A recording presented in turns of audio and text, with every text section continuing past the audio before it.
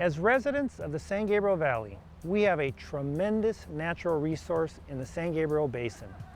A giant subterranean pool of water capable of holding enough water to supply our residents for years to come. But there's a problem. VOCs. It stands for volatile organic compounds. These compounds can cause serious short and long-term health effects. And in this case, the culprit is pollution. In this episode of San Gabriel Valley WaterWise, we'll meet a man on the front lines of making sure your water is clean.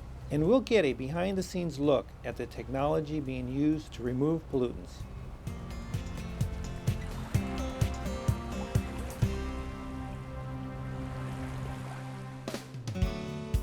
My name is Ken Manning, and I'm Executive Director of the San Gabriel Basin Water Quality Authority. The groundwater basin that we're actually standing over right now, we're in Baldwin Park, and there is a huge lake below our feet, only 100 or 150 feet below us. And this lake is about the size of Lake Tahoe, just to kind of give you an idea. It's one of the greatest resources that the residents of this valley could ever have. And while there's no doubt the basin is a great resource, the troubling fact is much of the water is polluted. In late 1970s, we discovered that we had a problem with volatile organic compounds, primarily TCE and PCE, which were cleansers used to clean parts during the 1940s, 50s, and 60s, which were part of the aerospace and the post-World War II era. In 1984, the program here in the valley turned into a Superfund site. That means that the EPA recognized it as being one of the largest contaminated areas in the country. So they designated this site as a Superfund site, and it contained, at that point, we thought it was volatile organic compounds only. Well, as we started to get more sophisticated in our ability to be able to test for contaminants, we found that we had a whole host of other things here. We had perchlorates, which is a rocket fuel, MDMA, which is a liquid rocket fuel. We found that we had 1,4-dioxane. We had a number of other different things that needed to be treated. A good portion of our water is treated here at the B6 treatment facility, one of the most advanced treatment plants in the country.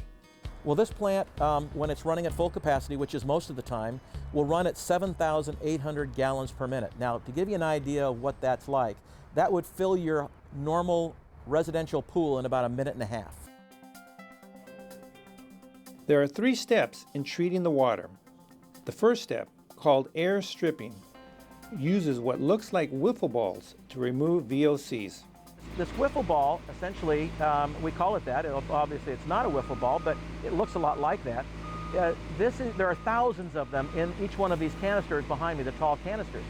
And as the air comes up from the bottom and the water mixes with these balls, it actually creates a very effective way to make sure that the molecules interact with the air so that it strips off the VOCs. The next step is called ion exchange.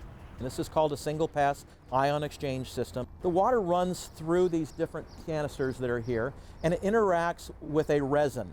And that resin is specifically designed to pull an ion off of the perchlorate that allows it to be destroyed. And in the last step, giant UV light bulbs are used. This is the last of the processes that the water goes through before it's then served to the customers. This is called a UV reactor, and there are 4 of them here on this site. And what happens is the water, as it enters into these different reactors, it'll be interacting with bulbs, 2,000 of these bulbs, and it will strip off the NDMA, which is the rocket fuel that is in the water that is present. These reactors will treat all of this water in virtually seconds by having just this slight contact with this light. It's easy to take water for granted, but it's all of our responsibility to stay informed about where our water comes from. The water industry has done such a great job of making sure that when people turn on their tap at home, that water comes out. And I'd love for them to know more about their water system so that they could at least appreciate the amount of effort that goes into making sure that water is there. I want to thank Ken Manning and the San Gabriel Basin Water Quality Authority. It's Ken's job to make sure our water is healthy, but it's all of our jobs as citizens to take a stand for clean water. To learn more, visit sen.ca.gov/Hernandez. I'm State Senator Ed Hernandez. Thanks for watching.